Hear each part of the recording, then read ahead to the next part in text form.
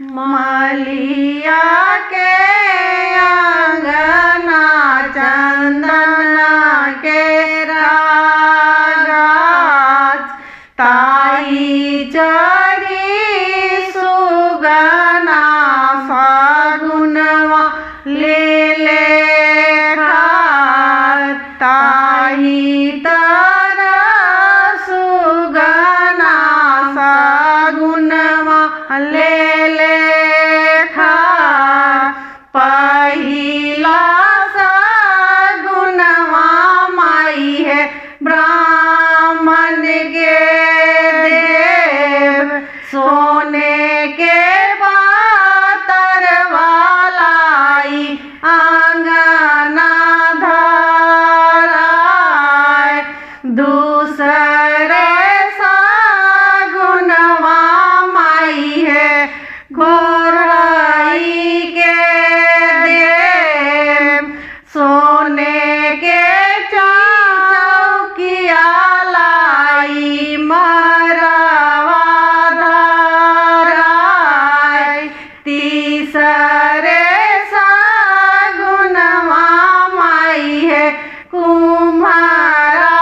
के देव सोने के कलश वालाई मरवा चौथे सगुनवा माई है हजमा के देव सोने के अस्तुर वालाई मरवा धराए पाँचवा सगुनवा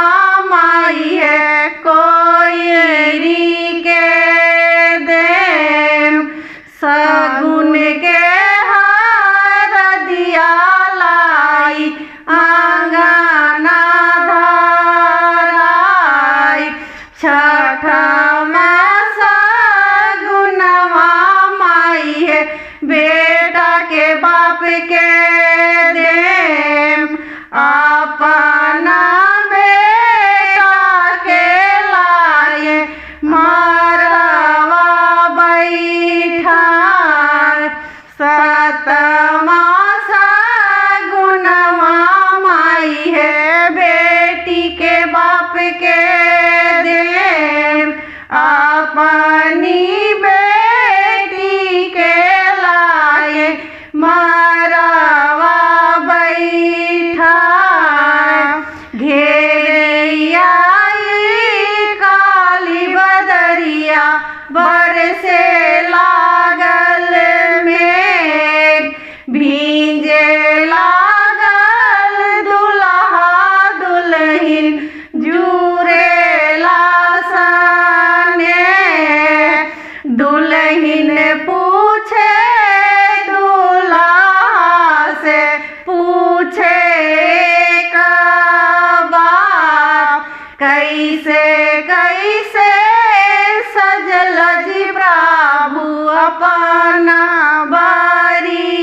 बरियात धोले धोले धोतिया छैले छैले लोग ऐसे ऐसे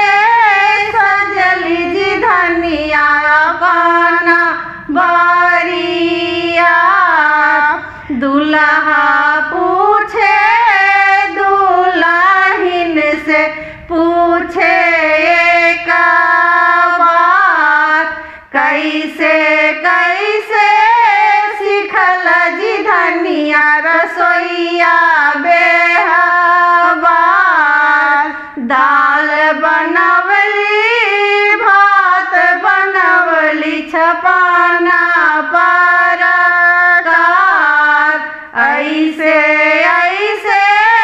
सिखल जी धनिया रसोईया